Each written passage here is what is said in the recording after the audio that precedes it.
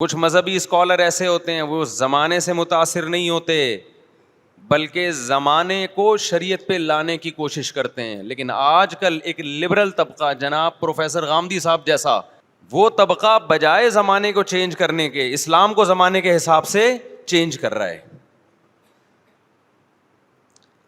ابھی ان کے داماد کا ایک نیا کلپ آیا قادیانیوں سے متعلق. قادیانیوں نے قربانی کی. پاکستان میں لا ہے کہ قادیانی اسلامی شاعر کا استعمال نہیں کر سکتے,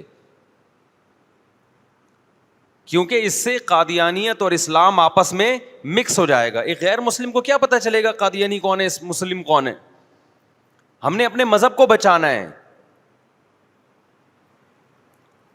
تو ان کے داماد نے ایک بیان دے دیا کہ اس کا حاصل یہ ہے کہ اس میں کوئی حرج نہیں ہے. ریاست کو یہ حق ہے کہ وہ محض اکثریت کی بنیاد پر کسی کمیونٹی کے بارے میں فیصلہ کر لے کہ وہ دائرہ اسلام کے اندر ہے, دائرہ اسلام سے باہر ہے, تو پھر اس کے کچھ نتائج ہیں جو نکلیں گے, اور وہی نتائج ہم دیکھتے ہیں کہ پھر نکلے.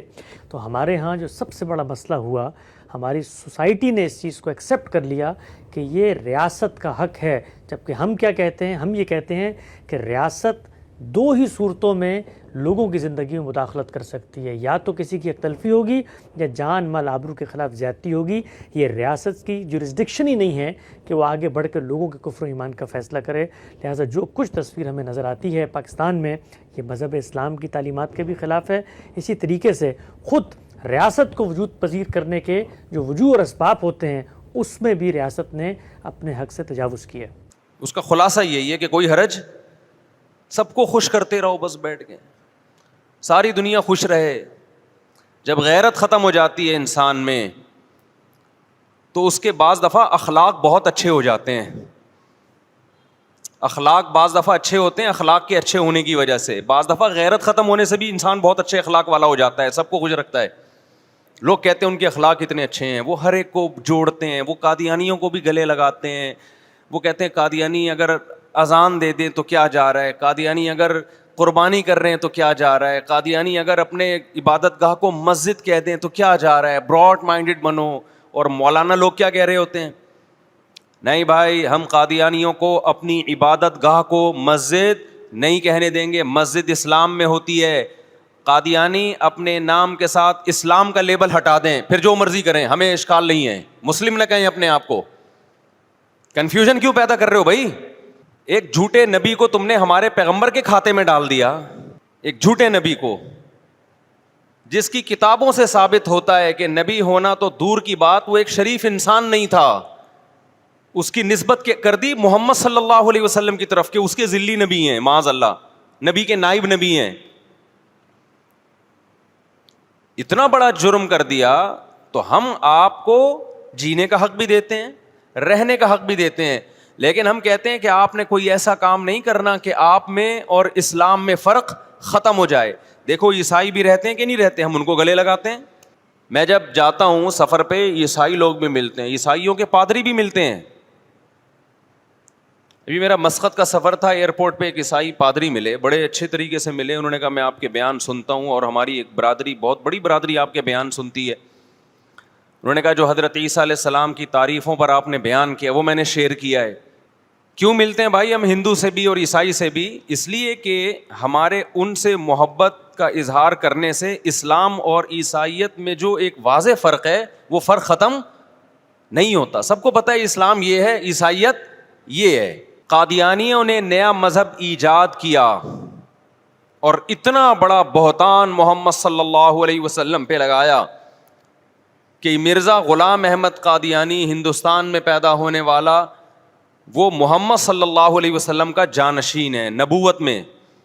اتنا بڑا الزام لگا دیا, اٹھا کے پیغمبر کے کھاتے میں ڈال دیا آپ نے ایک شخص کو, جھوٹے کو, اور پھر آپ اس کو عین اسلام قرار دے رہے ہو. جب ہم کسی کو نبی مان لیتے ہیں تو اس کا مطلب وہ دن کو رات کہے تو آپ کو رات کہنا پڑتا ہے, وہ رات کو دن کہے تو آپ کو دن ماننا پڑتا ہے. نبی کی زبان سے نکلے ہوئے لفظ آپ کی سمجھ میں آئے نہ آئے آپ کو ہاں کرنی ہے. اتنا بڑا منصب ہے نبی کا. تو علماء نے حکومت کے ذریعے قانون پاس کروایا کہ قادیانی زندہ رہیں, جینے کا حق ہے, کاروبار کریں, عبادت گاہیں بھی بنائیں, یہ بھی نہیں کہا کہ عبادت گاہوں پہ پابندی ہے. اتنے براڈ مائنڈیڈ بر صغیر کے علماء سب نے مل کے, تمام مکاتب فکر نے مل کے ایک لا پاس کروایا, کوئی ایسا کام قادیانی نہیں کرے گا جو مسلمانوں کا شعار ہو.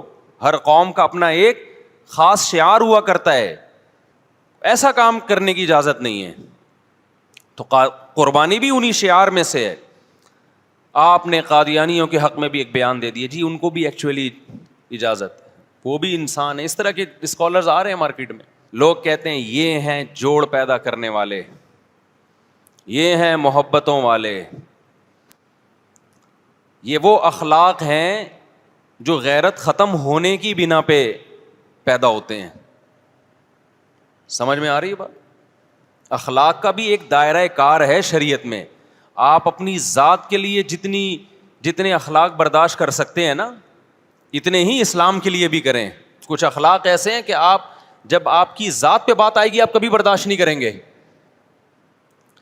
جن اسکالرز نے قادیانیوں کی قربانی کی تائید کی ہے, میں ان سے ایک سوال پوچھتا ہوں کہ محلے کا کوئی چرسی بھنگی اٹھے اور کہے آپ کے بارے میں کہ یہ میرا باپ ہے, اور نادرہ میں بھی ولدیت میں آپ کا نام ڈال دے, جبکہ آپ کو پتا ہے میں اس چرسی کا ہیروئنچی کا باپ نہیں ہوں, سب سے پہلے آپ اعلان برات کرو گے بھائی اس مکھنچو اور ہیروئنچی اور چرسی کا میرے نسب سے کوئی تعلق نہیں ہے, ہم خاندانی شریف لوگ ہیں, ہر ایرے غیرے کو ہم اولاد نہیں بناتے. نمبر 2, آپ اس کو پابند کرو گے, کوئی ایسا کام تم نے نہیں کرنا جس سے تم میری اولاد لگنے لگو, کوئی ایسا کام تم نے نہیں کرنا جس سے دیکھنے میں لوگوں کو کیا ہو, دھوکا ہو کہ تم واقعی میری کیا ہو, اولاد. تو کوئی بھی چرسی ہیروئنچی اٹھا اور ان اسکالر کی طرف نسبت کر دی جو آج قادیانیوں کی قربانی کے عمل کو سپورٹ کر رہے ہیں. میں ان اسکالر سے پوچھتا ہوں کہ کوئی چرسی ہیروئنچی اٹھے اور کہ یہ میرے ابا ہیں,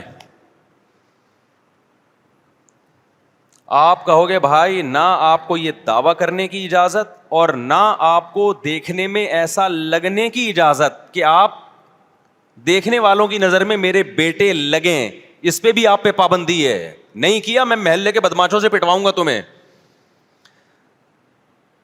اب وہ چرسی کیا کر رہا ہے, وہ وہی کپڑے پہن کے عید کے دن گھومتا ہے جو آپ کے بیٹے پہن کے گھوم رہے ہیں, وہی شیروانی, وہی شلوار, وہی قمیض, وہی شیروانی سلوائی ہوئی ہے اس نے, نادرہ میں بھی نام ڈال دیا. اب آپ کہہ رہے ہیں بیٹا تم نے نادرہ میں ابا میں میرا نام کیوں ڈالا؟ ہو کہیں دیکھیں انسان کے اخلاق بھی کوئی چیز ہوتی ہے. اس سے کیا ہوتا ہے, اس سے کیا ہوتا ہے, ڈی این اے ٹیسٹ ہوگا تو سب کو دودھ کا دودھ اور پانی کا پانی ہو جائے گا, سب کو پتہ چل جائے گا کون سچی مچی کا بیٹا ہے کون غلط.